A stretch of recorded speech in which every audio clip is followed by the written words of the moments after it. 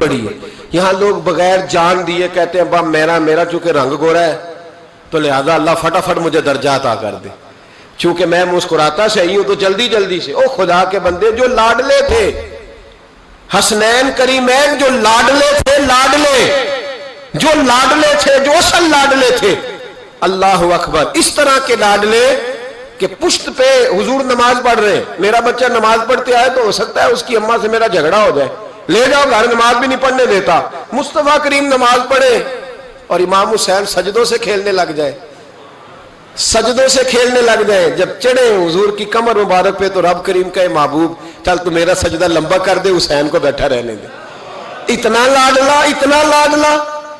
لاڈلا کہ نبی رحمت صلی اللہ علیہ وسلم نماز پڑھ رہے ہو، امام حسن اور حسین آ جائیں، ٹانگوں میں آ کے گھسے، حضور قدم کھول دیں، یہ گزر گئے، واپس آئیں تو قدم کھول دیں، یہ گزر گئے. جو سجدوں سے کھیلتے رہے بڑے لاڈلے تھے.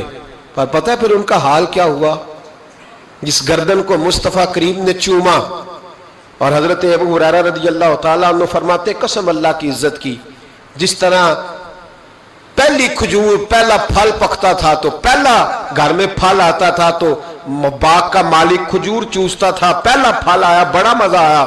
فرماتے اس طرح میں نے نبی پاک کو امام حسین کی زبان چوستے دیکھا. اس انداز میں لاڈ. پھر پتہ ہے انجام کیا ہے؟ یاری تیری سونا ہے پر ازمائشاں تیریاں اگ، اے سونا پرکھیا جاوندا ہی پہلو نال اگاں دے لگ، میں بھی بڑا لاڈلا ہوں. کس طرح؟ کیا آزمائش آئی زندگی میں؟ کس طرح؟ اللہ نے قانون والا نبلونکم، میں ضرور آزماؤں گا.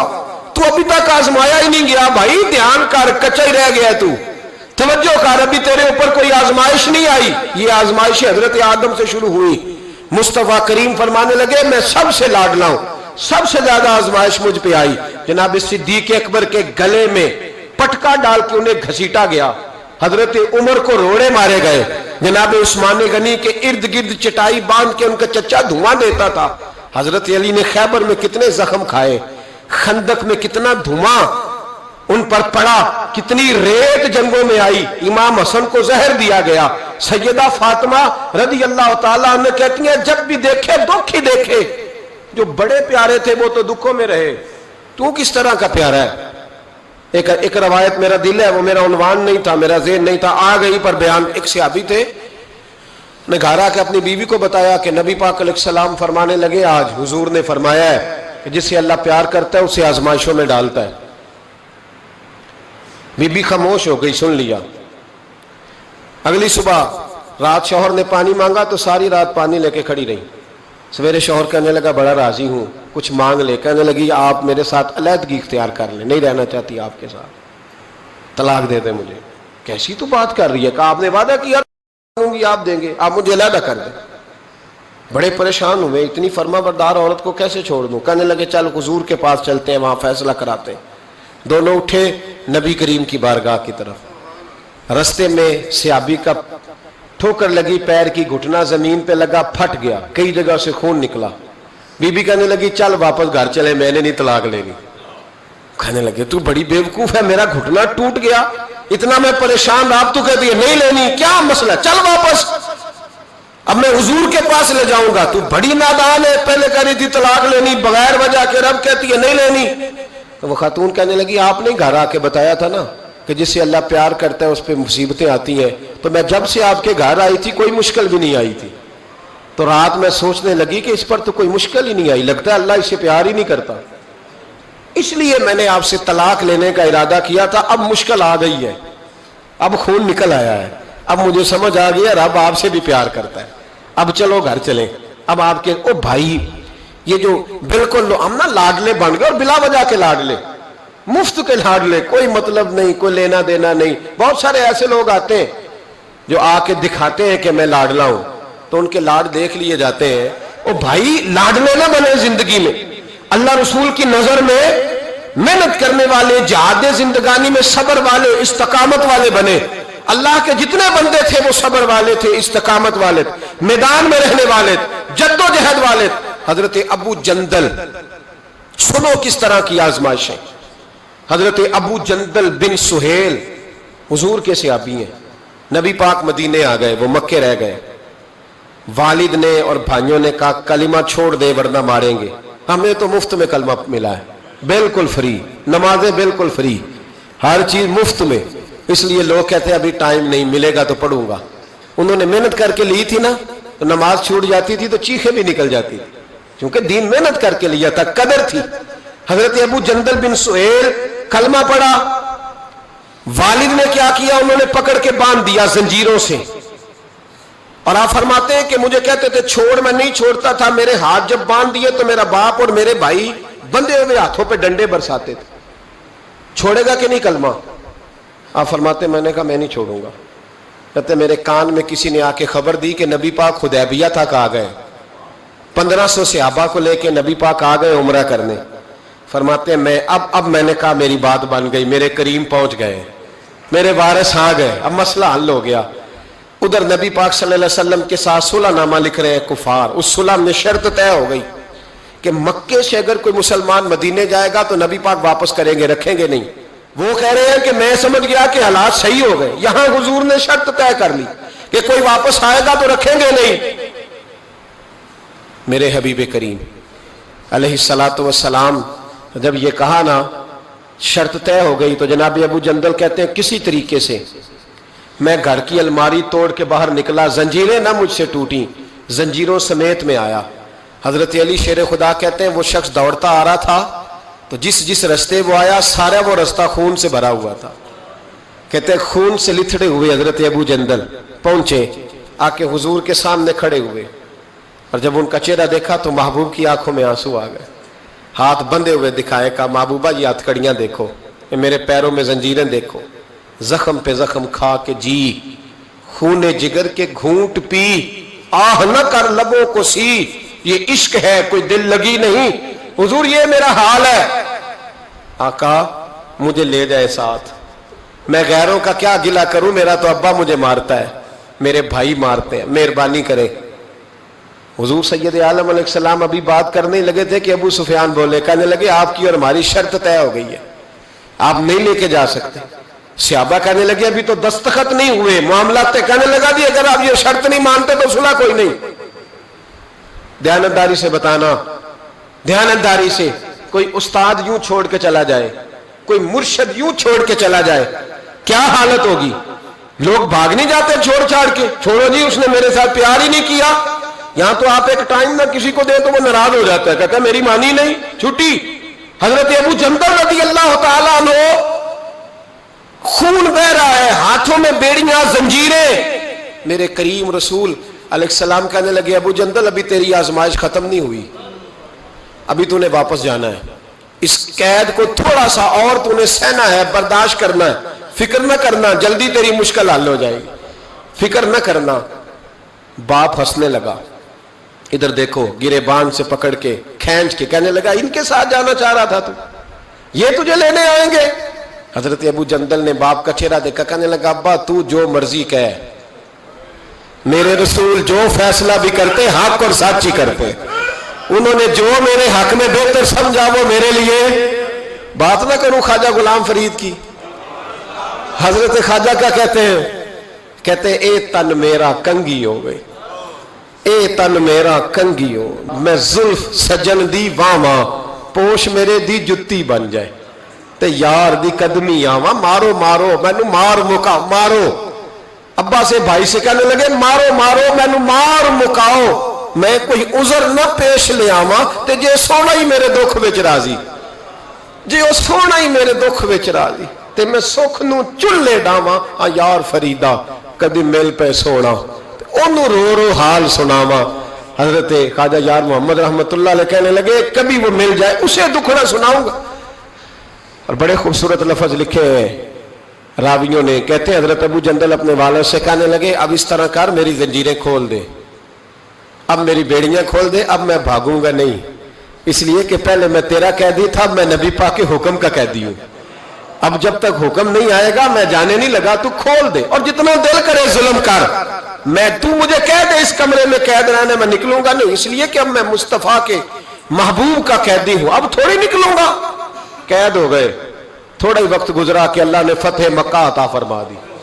میرے محبوب جب گئے نا طواف کیا، حضرت ابو جندل کو لوگ جانتے ہی نہیں تھے کون ہے، پتہ ہی نہیں تھا، پر جب پیار ہوا نا، پیار ہوا تو حالات ہی بدل گئے، محبت ہوئی تو حالات بدل گئے، بالکل تبدیلی آ گئی۔ میرے محبوب نے حرم مکہ کے اندر کھڑے ہو کے اونٹنی پر بیٹھ کر کان میں بھی کہا، جو حضور ان کے محلے کو بھی جانتے تھے، گلی کو بھی جانتے تھے، باپ کو بھی جانتے تھے، چچا کو بھی کہہ سکتے تھے کسی کو، جاؤ دوڑ کے فلانے کو بلا کے لاؤ، لیکن شانے دینا کوئی میرے نبی سے سیکھے، مرتبہ اور مقام دینے کا۔ یہ والا اونٹنی پر بیٹھ کر سارے مجمع میں اعلان کر کے فرمایا، جاؤ کوئی ابو جندل کو بلا کے لاؤ۔ زور سے حضرت ابو جندل کی عظمت واضح ہو گئی، وہ تشریف لائے، سامنے کھڑے ہوئے تو نبی کریم فرمانے لگے، تجھے کہا تھا نا تیری مشکل تھوڑی رہ گئی ہے، تجھے کہا تھا نا تھوڑی رہ۔ حضرت ابو جندل فرمانے لگے، وہ جو تکلیف حدیبیہ میں ہوئی تھی نا، وہ مجھے دوبارہ کبھی یاد ہی نہیں آئی، لیکن یہ جو حضور نے میرے لیے حرم میں جملے کہے نا، فرماتے جب میں یاد کرتا ہوں تو مجھے یوں لگتا ہے میری روح پرواز کر رہی ہے، مجھے یوں لگتا ہے خدا کے عرش کے قریب سے ہو کیا۔ بھائیو، جب مشکل آتی ہے، صبر اور استقامت ہونا، پھر انسان بڑے مرتبے پاتا ہے، پھر وہ آگے سفر۔ حضرت ابو سلمہ، نام یاد رہے گا آپ کو، یہ سلمہ عربی میں جب پڑھیں گے نا تو لام پہ بھی زبر آئے گی، میم پہ بھی ایک خالی ہوگی تو سلمہ بنے گا۔ ہم اپنی زبان میں سلمہ بھی بول لیتے ہیں۔ حضرت سلمہ، ابو سلمہ، ان کے گھر میں بیٹا پیدا ہوا تو بچے کا نام سلمہ رکھا، اور سلمہ کا معنی ہوتا ہے یہ سلامت رہے، تو بیٹے کا نام سلمہ رکھا انہوں نے۔ حضرت سلمہ اتنے پیارے تھے، خوبصورت تھے کہ باپ نے اپنا نام ہی چھوڑ دیا اور اپنے آپ کو ابو سلمہ کہلانا پسند کیا۔ بیٹے یہ کنیت مشہور ہو جاتی، ماں اتنا پیار کرنے لگی بیٹے سے کہ ماں کا نام ام سلمہ مشہور ہو گیا۔ اتنے پیارے بیٹے تھے کہ مکے کی عورتیں روز آتی، کوئی بی بی آ کہتی ذرا تھوڑی دیر بچہ دینا، میں گھر نہ لے جاؤں، ایک اور بی بی آ گئی، تھوڑی دیر میں نہ کھلا لوں۔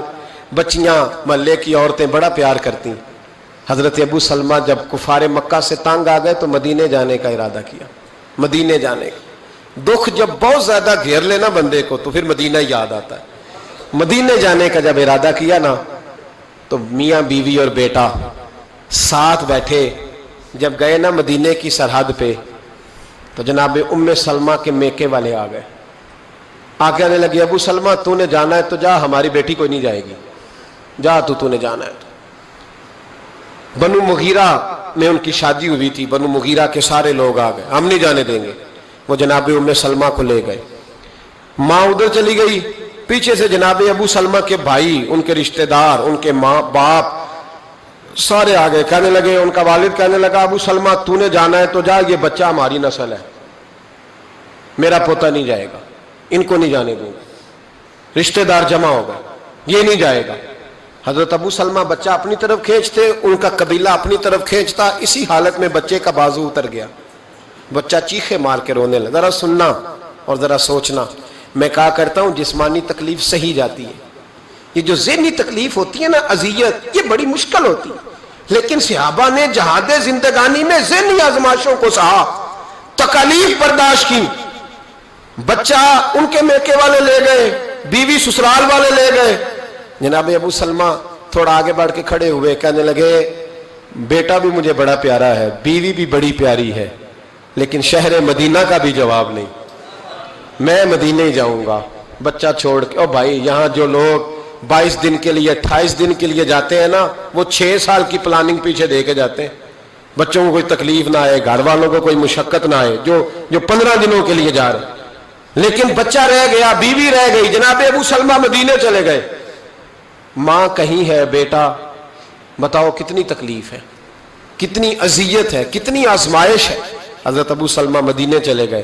حضرت ام سلمہ سارا دن ایک پہاڑی پہ بیٹھی رہتی اور روتی رہتی، اور جو اس طرف سے آتا ان کے سسرال کی طرف سے، اس سے پوچھتی، میرے بیٹے کا کیا حال ہے، روٹی ٹائم پہ کھاتا ہے، اس کا بازو ٹھیک ہو گیا ہے۔